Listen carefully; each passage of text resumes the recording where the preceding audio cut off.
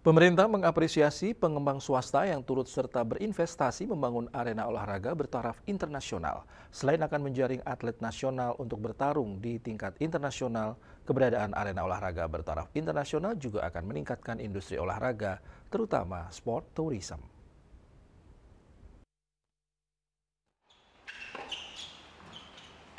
Dukungan pemerintah tersebut disampaikan oleh Menteri Pemuda dan Olahraga Dito Aryo Tejo saat menyaksikan turnamen Aman Men World Tennis Championship di lapangan tenis Bali Beat Country Club Nusa Dua. Menpora mengatakan Indonesia akan memiliki lapangan berkelas dunia dan Bali akan menjadi destinasi olahraga berkelas dunia. Pembangunan lapangan bertaraf internasional oleh pihak swasta menandakan iklim investasi dunia olahraga sudah semakin baik.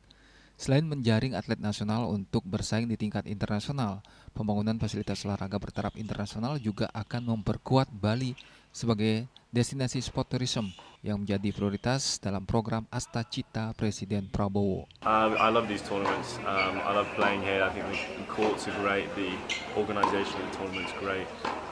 So I'm going to play as many of these as I can while I'm here, and hopefully stay fit for all of them.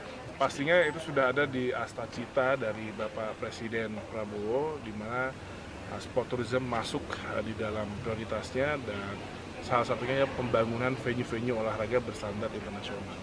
Dan selain itu kita mendorong swasta yang ada dalam Asta Cita terkait dengan insentif atau fiskal, kebijakan fiskal nanti. Ini yang sedang kami formulasikan, dan ini adalah salah satu contoh yang sudah dilakukan swasta melakukan investasi tinggi di sports. Pemerintah akan memberikan dukungan kepada pihak swasta yang berinvestasi di bidang sport tourism berupa kebijakan fiskal dan insentif.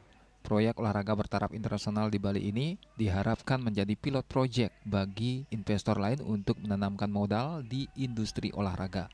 Rai Swantaro, Bali TV.